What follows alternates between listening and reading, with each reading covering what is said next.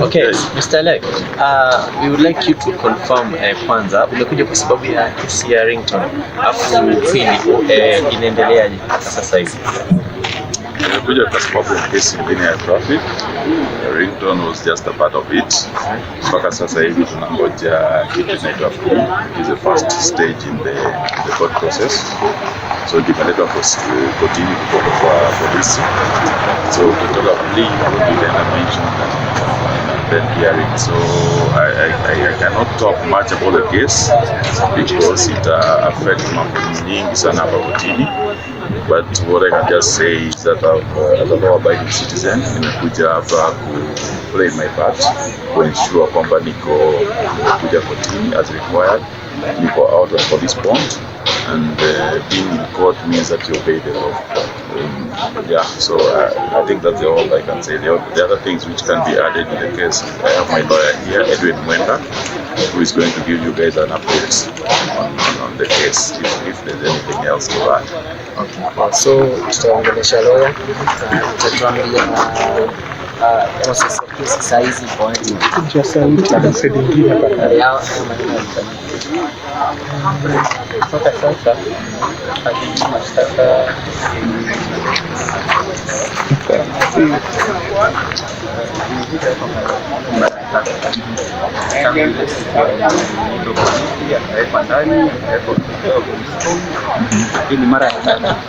kila mara tukikuja hawako ready, mashtaka hazikuwa tayari.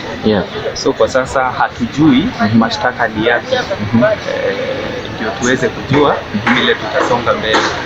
So as we speak today, I can't tell you the charges that is going to face. We have to appear before court, have the charges read out, get a copy of the charge, and then that way we will know what the charges are, and then be able to plan how to defend it. Initially we had seen the cause, the case start at Milimani. Later on it was ikaletwa hapa Kibera, kisha tukaambua kwamba imepelekwa tena Milimani. Sasa leo tumeona kwamba imeletwa tena Kibera. Ni kwa nini imekuwa na huo kuzungushwa? Hii kesi iliripotiwa Kilimani Police Station. So it's really up to the prosecution or the state who are prosecuting the matter to decide where they are going to arraign him. Ordinarily, the matters from Kilimani Police Station come to Kibera. So whether they take it to Milimani or Kibera really doesn't matter. They are both courts, they are both competent. We will appear where they decide. So today we are at Kibera. If they prefer charges against him in Kibera, proceed. Kuna muda nilikuwa nimeongea pia na the lawyer that same day afterwards. I had him on a phone call saying that ameambiwa kwamba file imepotea. Maneno haya yana ukweli upi? I'm not sure which lawyer was that. Ringtone's lawyer. He said that the file was missing. We are not aware. And if that information was true, then the best person to confirm or deny should be the DPP or the police. Those were the ones who have the case file. They are the ones who compiled the documents. As we speak, we do not have any documents.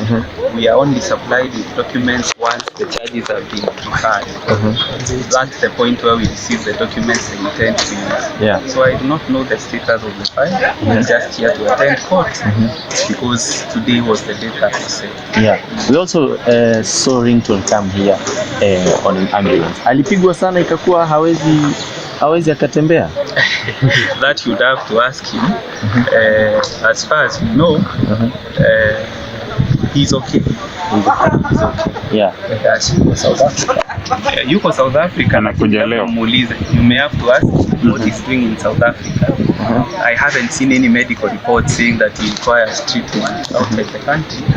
Again, as I said, I have to hear the charges they are preparing against Robert and see the documents. At this stage, it would really be speculation to try and say what kind of injuries he's alleging or what charges they are facing. So labda manake tulikuwa tumeambiwa kesi ilikuwa inaanza saa 2 au saa 3 asubuhi na saa hizi ni saa 8.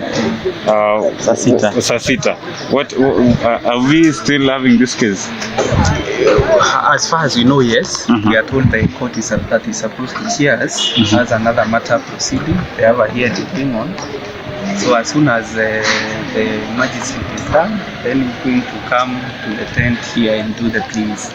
So we are really at the mercy of the court. We were told at 8, but we just moved through the court. It's the court schedule that updates us. And about the damage of the car in Ringtone Apoko, it's about $500,000. Have you assessed, you as a lawyer, the car and seen what was the damage? No, I haven't, for the simple reason that that's its allegation. If you allege something, then it's your duty to prove it. So we do not have a duty to value the car. We haven't even seen the car.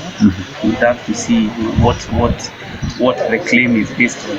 Because if you say it's the damage is worth this much, it has to be backed by evidence, which we haven't seen.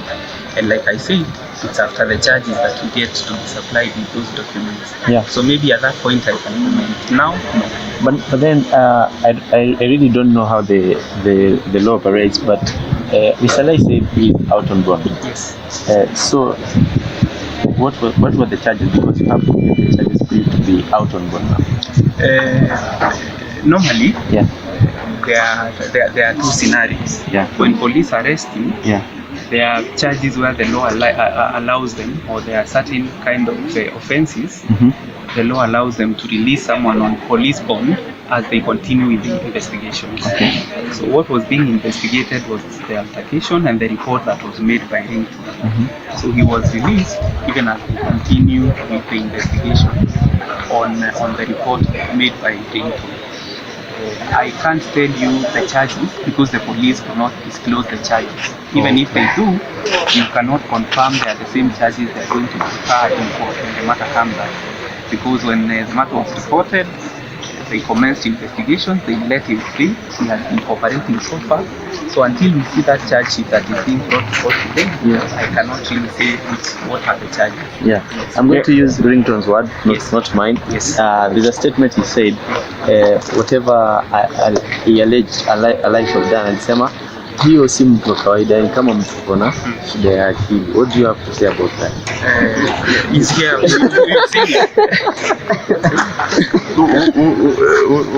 Sio mtu wa kawaida. He said yani ni kama kuna shida ya akili. Nani kuna shida ya akili? You, kwa sababu ya the way you reacted and everything. Or he said he looks like a madman. So Kitu kama hiyo, yeah. Is right of opinion. So Before we go further, let me maybe ask a personal question. Have you ever met Ringtone before? no. I just see him immediately. We never met physically. Okay. And then maybe Alai, just a question, a yes or no question. Did you hit Ringtone? No. You didn't hit Ringtone. So what really happened? I don't know. Like you guys, I'm seeing a lot of movies, karata. So let's play. And Ringtone said that you are using the influence you have as your partner in the case, yani to interfere with the proceedings of the case. What can you say about that?